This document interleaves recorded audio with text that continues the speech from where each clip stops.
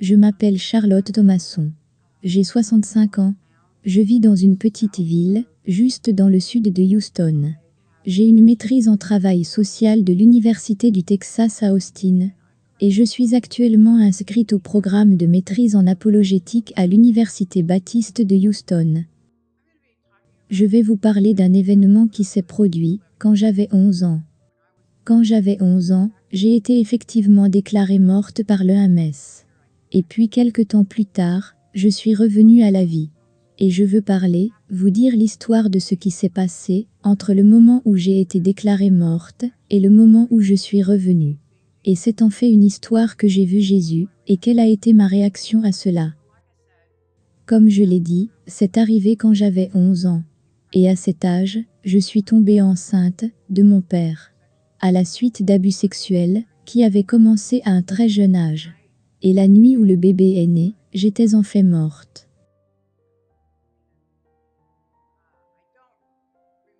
Je ne me souviens pas de tout ce qui s'était passé, mais ce dont je me souviens, c'est que je me souviens avoir vu mon bébé, et qu'elle avait les cheveux noirs. Je l'ai entendu pleurer. Et puis j'ai entendu un très fort cri, et puis tout est devenu silencieux. Et je ne pouvais plus respirer. Et tout a commencé à tourner. Et je pouvais me sentir moi-même, incapable de respirer. Et puis il y avait juste ce vide sombre, très sombre, qui juste m'a entouré. Et finalement, j'ai fermé les yeux. Et quand j'ai fait ça, une paix apaisante incroyable m'a juste entouré. Je voulais vraiment rester là, et je ne voulais pas ouvrir les yeux. Mais finalement je l'ai fait. Et quand je l'ai fait, j'étais dans cet endroit incroyable. J'étais dans un champ, et il y avait de la verdure tout autour. Cette verdure était argentée et blanche, et il y avait cette brise qui soufflait à travers. Et c'était vraiment comme si elle faisait de la musique. La brise faisait de la musique. Et j'ai alors réalisé que je me tenais en fait sur une voie blanche.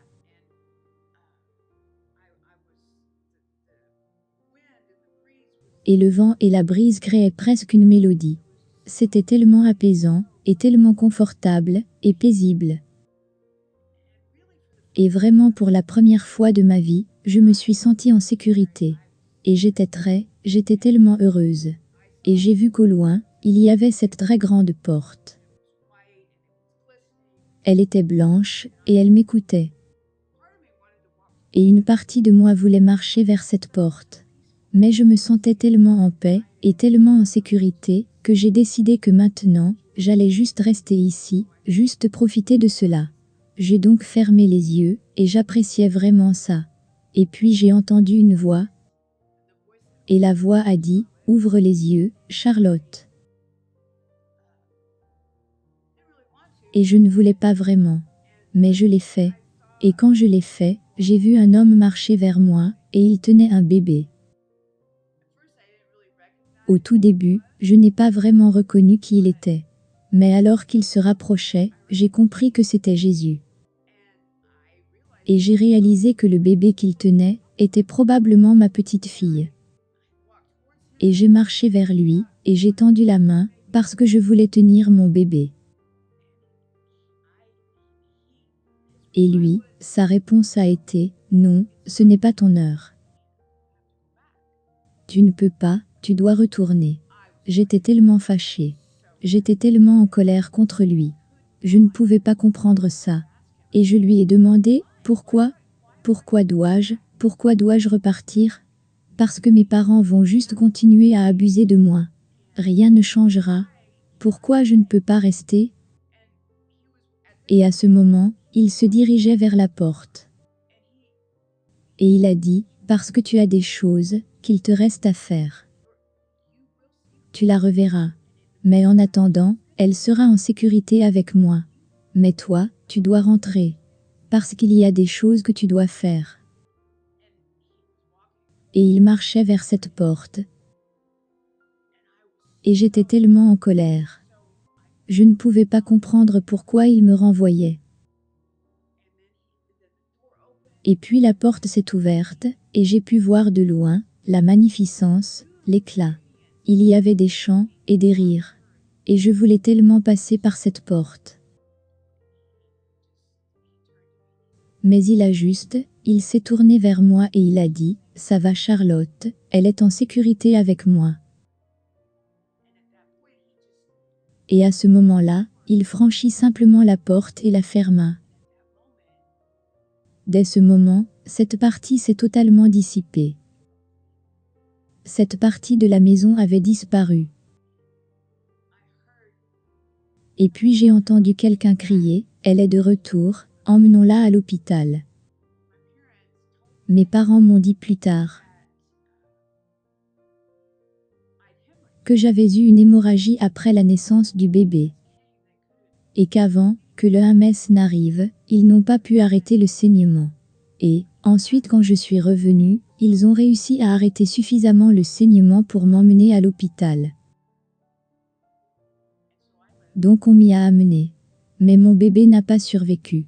Elle n'a pas survécu. Et je n'ai vraiment rien dit à personne de ce qui s'était passé. Je fus en colère pendant très longtemps, parce que j'ai dû revenir.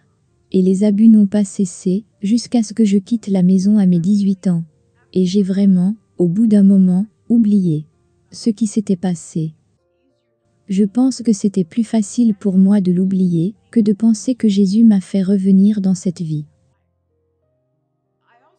Je me suis aussi souvenu de nombreuses fois dans ma vie que le Christ s'est manifesté à moi.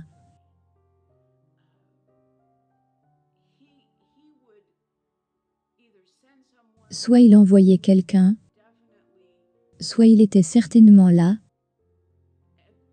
à des moments où j'étais dans mes moments les plus sombres. Et à plusieurs reprises, il m'a sauvé la vie. Plusieurs fois quand j'ai voulu me suicider, des circonstances allaient se produire qui vont définitivement rappeler sa présence dans ma vie. Et je me suis souvenu de ces moments. Et je me suis rappelé que ces souvenirs m'ont aidé à traverser les moments les plus sombres, traverser le traumatisme lié aux souvenirs de tout ce qui m'est arrivé. Et je pense vraiment que ces expériences avec Jésus sont autant un miracle que les événements réels de mon retour à la vie. Vous savez, j'étais une petite fille. Je ne voulais pas revenir à la vie. Je ne comprenais pas le miracle, et je ne voulais vraiment pas ce miracle. Mais maintenant, à 65 ans, je me rends compte que j'avais des choses à faire. Et je comprends la décision qu'il a prise. Et je sais qu'un jour, je reverrai ce bébé,